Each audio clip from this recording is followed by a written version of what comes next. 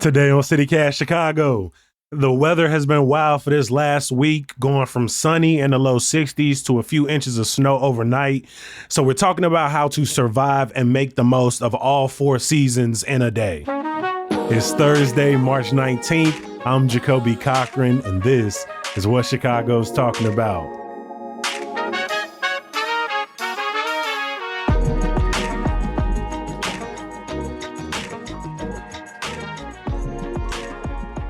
I am joined today by executive producer Simone Alicea. Good to have you back, my friend. Hey, Jacoby. We've also got newsletter editor Emmy Mack in the building. Hey, Jacoby. Hey, Simone. Y'all, I feel like the moment we got on earlier this week, we were all sort of thinking through what we experienced over the weekend. I was going from outside with barely a jacket on to driving through flooding Lakeshore Drive to waking up Monday morning. Pretty pissed off that I was finna have to put the whole coat, gloves, hoodie situation back on. Simone, what were your thoughts kind of just moving through the seasons this weekend? I'm over it mostly. I think it's the overwhelming feeling I have when it comes to the weather in March. It's pretty much all my friends are talking about, which is I was so hopeful during that 60-degree day and everybody was at the lake and everybody was saying hi and cool. And then we got storms and snow, and the bitterness of it not being actual spring yet just set in. And I just I don't know. It makes me crazy in March in a gets way. me. It gets me every year, and I've been here for a long time. Emmy, we've been dealing with this our whole lives. But did this particular swing from at one point over the last couple of weeks, we was creeping into the 70s to waking up to a nice little blanket of snow, which I will say at this point has mostly melted, at least where I'm at. Did this season feel particularly annoying? The low point of the season for me was definitely on Sunday when I was getting the classic post St. Patrick's Day tetanus shot at urgent care. And as one does. And I was really hungover and I was barely wearing a jean jacket walking there. It was It was dark out, but it was warm. It was dark and warm and gloomy. And then halfway through the walk, there was this bitter wind. And I, hugging my jacket to myself and just running to get there before they close. And then as soon as I finished and was done, I stepped outside and it started monsooning just right on my head. And I had a choice, either wait out the rain or miss the beginning of the Oscars. So I just was sprinting through streets, puddles. Every part of me was completely soaked. And since I had sprayed my hair green, that was bleeding and trickling down my face too. So I was kind of just done after that.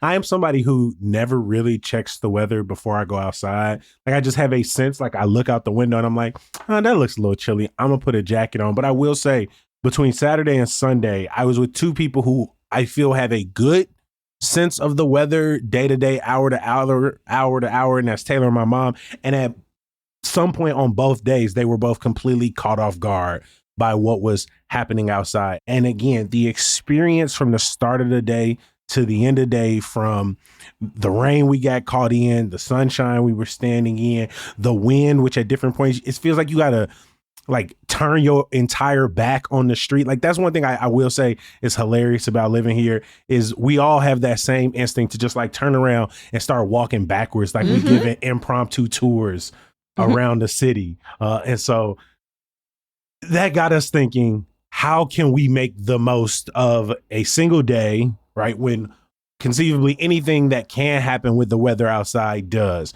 And so let's sort of start that at the top of the day.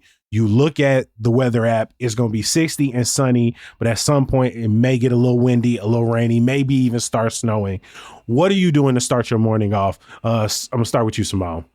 So I think the best place to be in pretty much any weather is the conservatories, the Lincoln Park Conservatory, the Garfield Park Conservatory.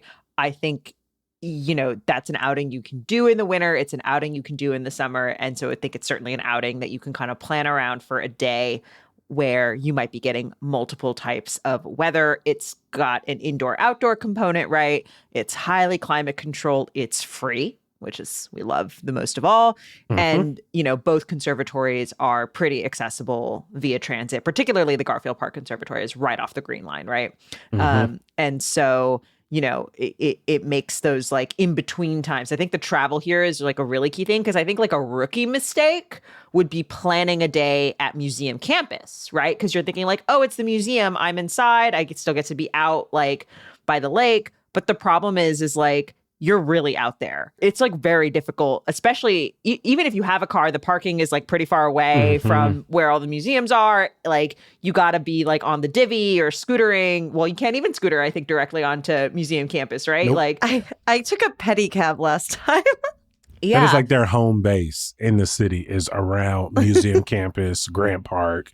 And I have never been on one. I've almost been hit by quite a few. Sure. Yeah, for sure. But I've never been on one. But that's a good point, Simone, because I will say when you first started, I'm like, I mean, there are a ton of buildings over there. So if you need to be inside, you can. If you want to be outside near the lake, get a little green space early in the day, you could do that. But to your point, getting in and out, really focusing in on that out part. Like if you're trying to get to public transit, like if you're not finna use Metro Electric line, you got to go a little further in to get to the red, the blue. But even the Metro, like that's quite a walk. If you're at like the planetarium, like no, that's a good point. If you're that's quite a walk. Yeah, if you're at the shed or if you're at the planetarium, you are going to be in it for a little bit. It's a little bit easier if you're at like the Art Institute, for example. Yes. Like a little Maggie Daly, a little Millennium Park, a little Art Institute, a little easier to get in and out of there. But yes, if you're doing Northerly Island, Adler, Shed Aquarium, and you're not using the Metro Electric, yeah, you do got a little bit of a walk back towards Jackson or Van Buren. Yeah, that's a good point. That's a good point. I just feel like that's a mistake that a new Chicagoan is likely to make. My other thought is like, I think most of your commercial corridors, will also work your Clark Streets, your Milwaukees, your 53rds, right? Where you've got lots of places you can duck in and out. You may lose out on some of that like sunny, outdoorsy aspects if you're looking for it. I think maybe one of the better versions of that is sort of like Humboldt Park and doing Division. And, Humboldt also has like, that structure that maybe you can duck under if you need to wait some stuff out. But also Humboldt is just so big. And so you still run into that kind of issue of like traveling from place to place. Yeah, I feel like I ran into this last weekend when I started at Bad Butter, went to Unamore, then had to go to Leaf Spa at the Fairmont, and then between Bisou, Rosemary, and luckily Bisou, Rosemary, and Blind Barber are all on the exact same street. And so that's why we planned around those. So it was easy to get in and out of the weather. But earlier in the day, as I was walking around, I realized I didn't have a ton of plan outside of food on like, okay, where am I going to stop in if I need to? And luckily the rain hadn't picked up yet. It was just a little bit windy. So when I was thinking about this day where I actually did look at the weather app, I made my decision to go south to do like the Washington Park to Jackson Park stroll. And depending on if I eat at home, that depends sort of where I start. So like if I don't eat, I might start at like a Dawn Eatery right across from the MSI and make my way to Washington Park by the end.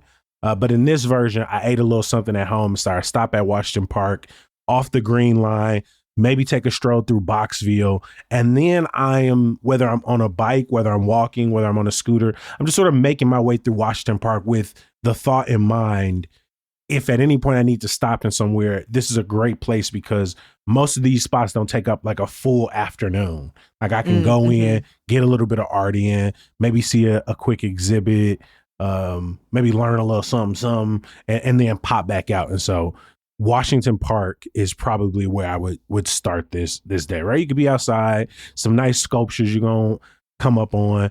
There's like two different pieces of water you can stroll around in Washington Park. There's like the casting pond, and then there's the Washington Lagoon. And so it's a good place to get lost for a while I'm making my way east towards Jackson Park.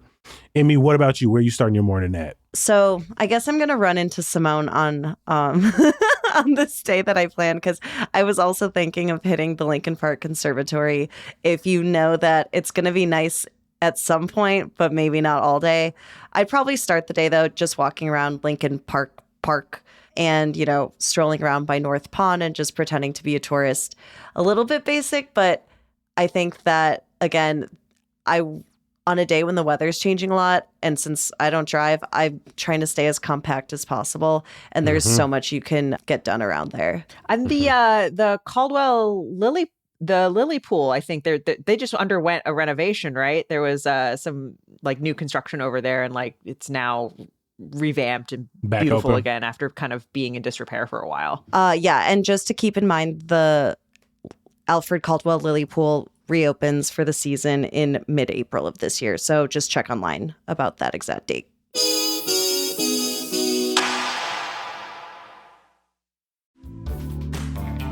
Access Contemporary Music's Sound of Silent Film Festival is now in its 21st year.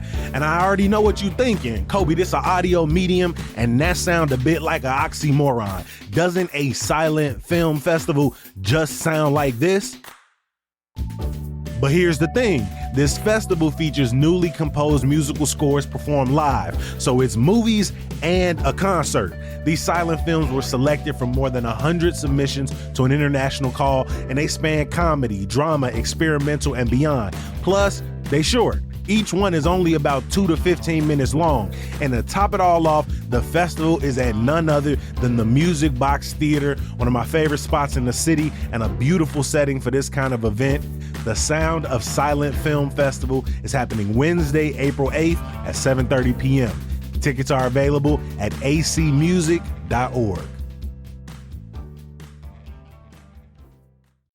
So one thing I will say is, between the winter and this sort of early spring season, I've done a lot better about being outside with a hat and some gloves. And Simone, we've been doing this for 5 years.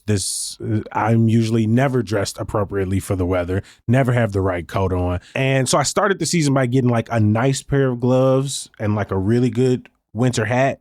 Never wore that. But man, throw a multicolored beanie on with some Supreme gloves, and I have been appropriately dressed almost every day I've gone outside. And I've been rocking the boots a lot more. I'm still going to just probably be out there in like a crew neck, a hoodie, and then a light jacket. But a nice hat and some gloves go a long way. And especially if they look good with your fit, because I'll take it off, throw it in my pocket for a little bit, throw it in my little kangaroo pouch, take the gloves off, hook them onto my keychain or something. And the number of compliments I done got on my gloves and hats this season, beyond feeling comfortable, it felt very worth it. I'm proud of you, Jacoby. I am. Yeah. I think it's. I love that you're dressing for the weather. Because I've always been team function over fashion. That's just who I am. That's how I am. Although I will say, living in Chicago, the diversity of my outerwear has grown exponentially. When I lived in Seattle, I had one winter coat, one raincoat, and I had some hoodies, and that was kind of it. And like now I've got a leather jacket. I have like 3 different winter coats. I have like a wool coat that I like to wear. I've got a trench puffer. coat. I got a short puffer. I've got a raincoat. Yeah, I like it, the number. I got snowveralls. It's wild. And like I make the decision like how I'm going to go every day. I think my biggest tip, you look at your weather app or you sense that there's going to be a shift. It's either going to cool down or it's going to warm up. I am always on the side of like, bring the big coat. Even if you think you're not going to wear it, even if you think you're going to get tired carrying it around, even if you feel dorky tying it around your waist, I am pro. Like, see, Emmy and Jacoby are shaking their heads. I don't care. Who cares? I can't hold my coat and Taylor's coat. I can only afford to hold one person's coat. Why? I'm out here doing my thing. Why do I care? I just want to be warm. I want to be dry. Like, I will bring the bag with the extra socks. Like, who cares? I'm gonna definitely have a shoulder bag or make use of one of these farmers market tote bags for the gloves and the hats. But I will say, unless it's freezing outside, I'm going to have to adjust. If the day's starting at 60 and I'm committed to being outside, because that's obviously implied in this whole thing. Some people listening like, oh, the best way to deal with a day like that is to stay not home go and outside. watch a bunch of TV. Obviously Sure, implied that obviously. we want to make the most of the day outside of our house. But as we've all said, we are staying relatively close to the crib, right? Like if this was just a summer day that I know is going to feel good all day, I might be out in Oak Park a little bit, right? You Yeah. might catch me up at Montrose, right? You might catch me down in Pullman or Big Marsh. But no, I need to stay close to the green line. I need to stay close to the red line. I need to stay close to the Metro Electric line. And in this case, though, even though I'm still close to the crib, I'm not bringing a bulky jacket. I Dealing cannot. with that, even if it's finna drop from I have 60 regretted. to 30. My thing is, screw the coat. I have regretted not having the right coat than I have regretted bringing a coat that was too big that I had to carry. No, Almost I hear more. that. That has more often been the regret. I mean, what's your coat thoughts? So I have a really old windbreaker that I got at Belmont Army a million years ago, and I ball it up so tight and wrap it in like hair ties, like rubber bands, and shove it in my purse. And I am happy to report that the big giant boho bags are back in. So it's actually been a lot easier this whole season for me because now we went from those tiny little baguette bags and now we're back to the, Mary Kate and Ashley look. And then I also usually bring a baseball cap with me at all times because I'm out and about the whole night when I leave the house. And if it rains, it's not just about the hair, it's about the makeup. And a baseball cap will always protect me. I've been carrying one around in my purse, my whole life. So luckily, they can all fit now. See, if you don't care about the trends, the big bag never went out of style for me. I just always had it. I don't give a shit. It did for me, but it's back. No, I don't care. Yeah, I'm definitely gonna be dressed with the precipitation in mind. But if it's 60 and it's gonna drop, I don't care how many degrees it's gonna drop. At any point it was at 60, I'm dressing for the 60. Yeah. I'm not dressing for the low. Also, it's a rare period in Chicago when you can do shorts and boots, and that's really what I look forward to all year. I can't do shorts and boots. Shorts and boots. I cannot have any. If the cute. wind is blowing, I cannot have any of my leg exposed, and that's just Long a personal leather jacket, failing shorts, on my part. boots. That is I can't do it. Okay, I have a rain question for you guys. How do you guys feel about umbrellas? Never. No, I never have use an one. umbrella. Anti-umbrella. I just never remembered to bring one because I don't want to carry it. I'm just never present of mind enough to grab the umbrella before I leave. And so if I have it, I'll use it. But even then, when it's like really, like if you get caught and it's really coming down, then you're just dealing with the gymnastics of balancing the umbrella and not turning inside out, like fighting that. And like I'm in PT right now for my shoulder. I can't be wrestling with the umbrella. I feel like walking around after this weekend, I feel like every block I have seen an abandoned umbrella in the sidewalk or on the street. I've left umbrellas at so many restaurants. It's so easy. Like, yeah. I think they're a really useful item. Like every time I happen to time it right where I did remember to bring it, it does end up raining and I do have to walk from point A to point B. I'm so glad I have it. And I do think it is generally superior to just a raincoat. Closing it, getting on a train or a bus is annoying. Well, and then if as you get in the hell. restaurant, you're trying to navigate, like, where do you put it? And you're dripping water everywhere. I get it. My John Deere baseball cap is my umbrella. It Mhm. just The hood of my coat gonna get it done. the water doesn't bother me except when I got caught leaving urgent care on Sunday. That was unreal. I'm never going to get over it. But in general, the baseball cap is enough. Because I don't care about looking dorky, I'm deeply considering investing in one of those plastic hood bonnet things that you see older women wear. Because again, don't care. And then the wind rain combo be beating the hell out that's makes the problem. Makes the umbrella obsolete. It's like, what, you ain't even doing nothing for me. My pants and my face, my whole torso soaked.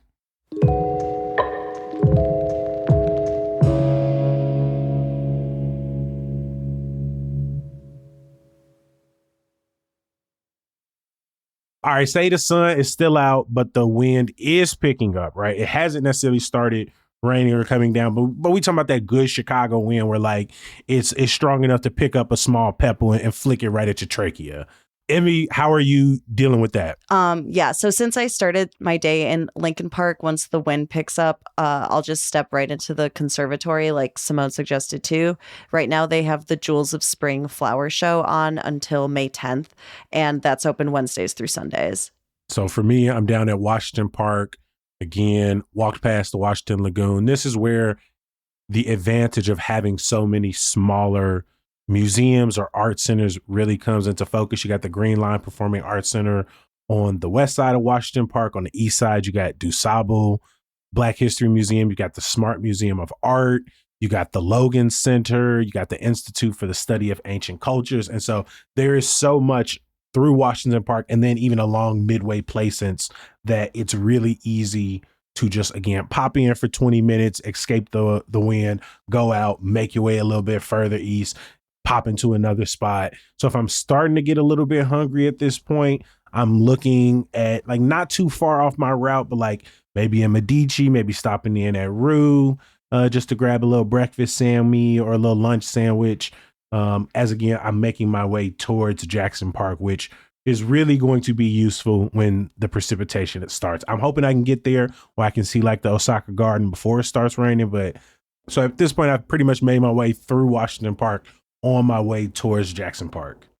And I think this is where the layers come in, right? When we're talking like that switch from, oh, it's beautiful, but the wind's picking up and now you're a little chillier than you were. Like if you do want to see, you know, the garden at Jackson Park and you still want to have that outdoor time, or you do want to get that one last turn, you know, around Lincoln Park or whatever, like that's when you put on the gloves, the hat, right? That extra, whatever extra like outer layer that you brought so that you can like maximize your outdoor time. Also, one of my favorite facts actually is that even if it's 60 degrees temperature wise outside, if the wind chill is low enough, you can still get hypothermia. Like it can still be cold enough that you can be in danger. So just because you see 60 degrees on your phone and you're like about to walk outside, like really consider what the actual weather is. And if you're seeing those trees blow, because that wind chill, even when it's beautiful out, that wind chill is no joke. I love that that's your definition of a fun fact. If it does start raining, again, this is really helpful being on my way towards Jackson Park, because depending where I am, whether I'm on 51st, 55th, 57th, 59th, there's a viaduct there that I can immediately dip under. And luckily, almost all of those viaducts have art in the viaduct that I can just sort of take in as I'm slow playing my way to or fro Jackson Park. And so shout out to the infrastructure of the Metro Electric line. Although you got to be careful with those viaducts and the timing of the precipitation in the storm, because if that storm is going for a few hours, that's where flooding. For sure. Again, this is just where I'm going to take a little moment away from the rain. I am still en route Don't somewhere. drown in the viaducts. No. I'm just saying that's like It's a good at point. the beginning of a rainstorm, yeah, great. Like duck in, get your bearings. No, if go where it's you need to lasting go. for But a if while, it's, I'm if not it's gonna- like the third hour of the rain, like that's going to be a bad place to be.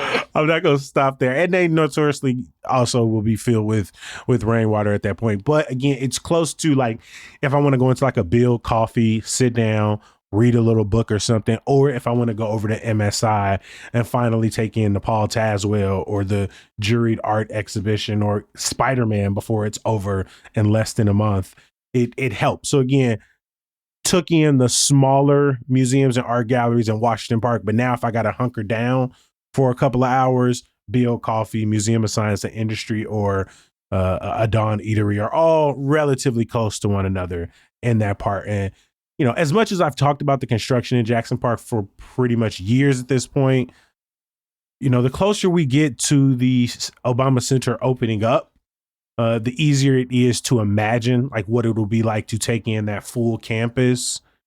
We have Jackson some Park. stuff to do. Yeah. There's something Mhm. there, something to take advantage of, for sure. Mm-hmm. Simone, what are you doing once it gets a little rainy outside and the conservatory? You've already made your way all the way through it. One thing about Chicago storms is I feel like oftentimes, and it's tough because we get every type of rain Mhm. we get here.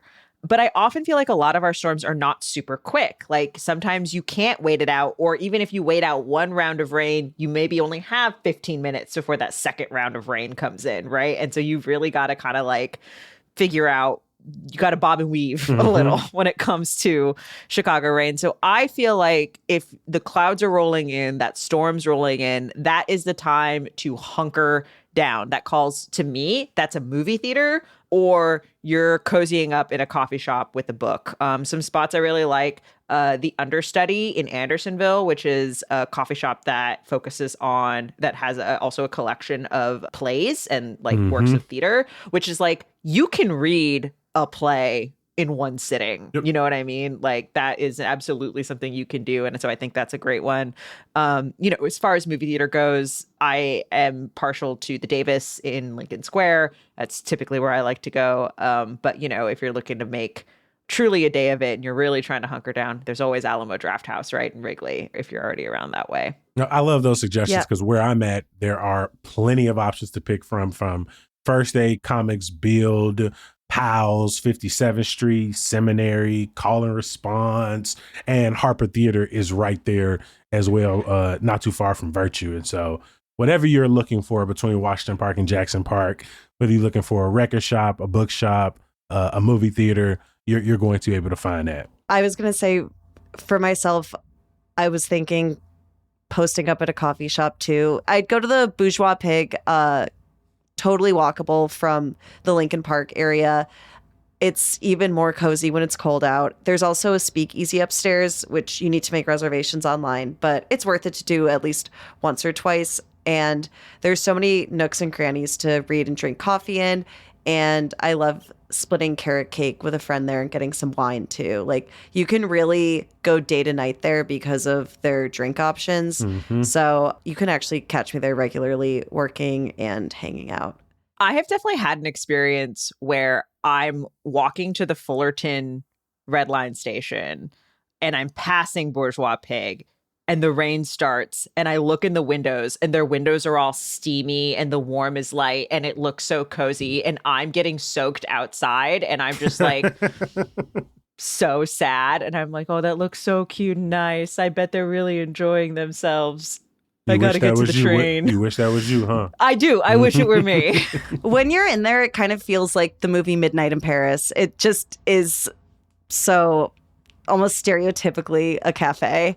And then one of the last times I was there, I was leaving an event at Wiener Circle. I was trying to get free Kesha tickets. I did not get them. And it started pouring rain and we ran there and waited out the storm at the speakeasy. So it ended up turning into like a really lovely afternoon. I already said I'm going to have a jacket when it starts raining, pop under the Vidoc. Emmy, you said you're going to keep the baseball cap. Simone is the only driver. What are you thinking about when it starts raining?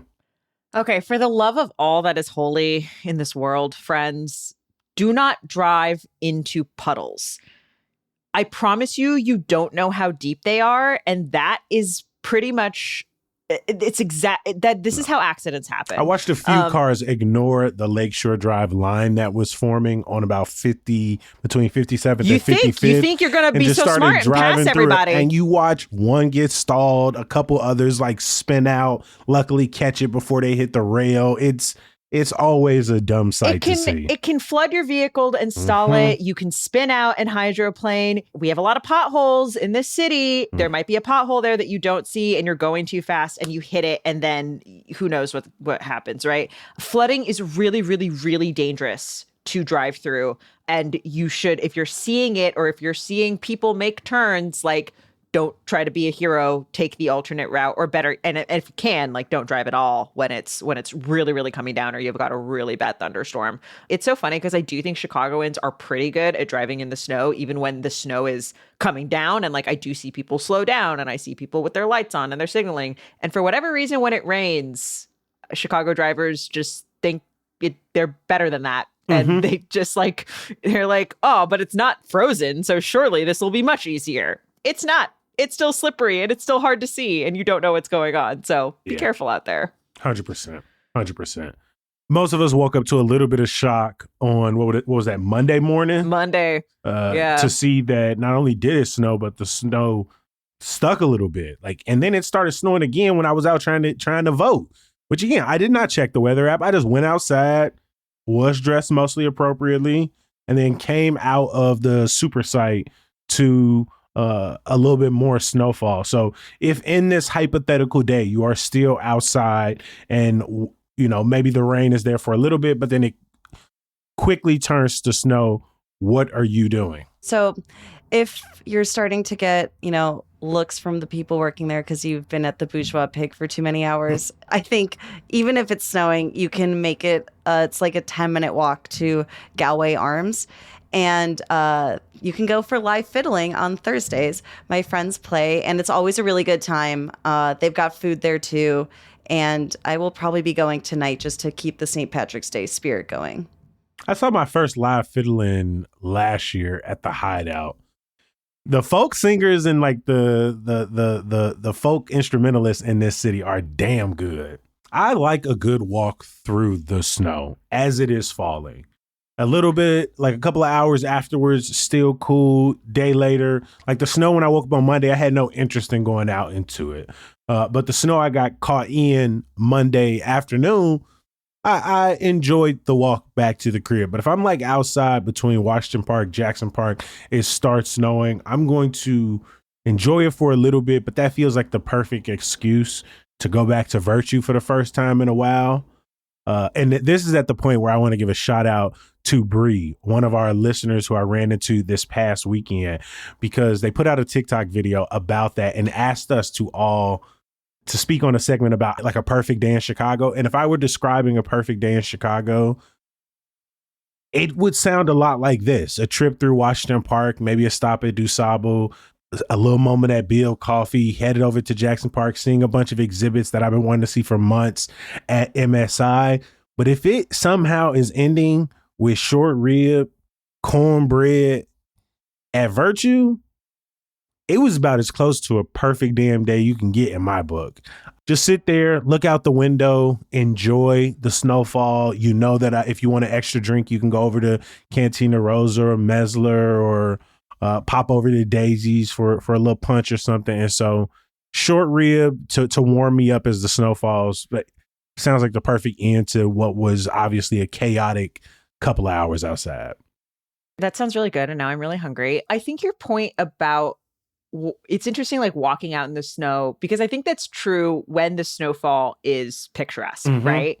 But sometimes that wind is still picking up and it's painful. Sometimes it's an ass. Right? Yes. And so that's like the other sort of calculus that you might be making in terms of traveling during active snowfall.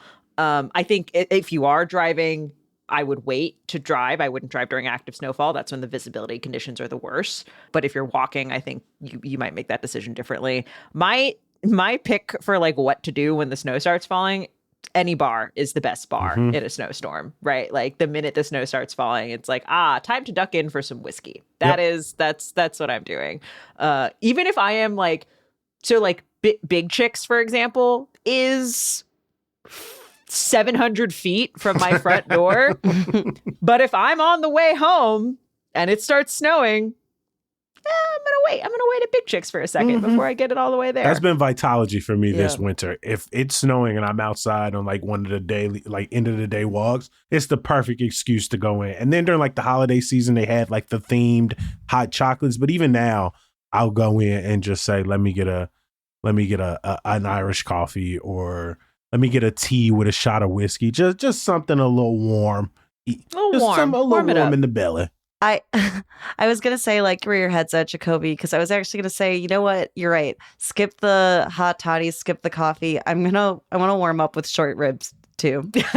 Yeah. I want to give a huge thank you to our guest, executive producer Simone Alicea. Hey, thanks, Jacoby. Newsletter editor Emmy Mack. Thanks. Good to talk to both of you. And we would love to not only hear, but publish your perfect chaotic weather day in Chicago. So reach out to us, 773-780-0246. How would you make the most of all 4 seasons in a matter of hours?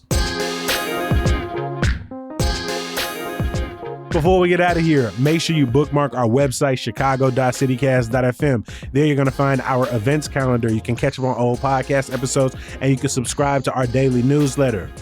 You know we can't shut things down without some good news. The 32nd annual Sorwana Festival is kicking off at the National Museum of Mexican Art in Pilsen this Saturday. They're hosting a dynamic conversation with artist Ana Teresa Fernandez and curator Guadalupe Garcia. You can learn more at the link in our show notes.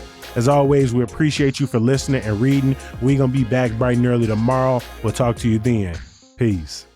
Okay. My friends have been we've said it bourgeoisie pig since high school. So maybe it definitely says bourgeois. That's the name of it. We've said it as bourgeoisie pig my entire life, actually.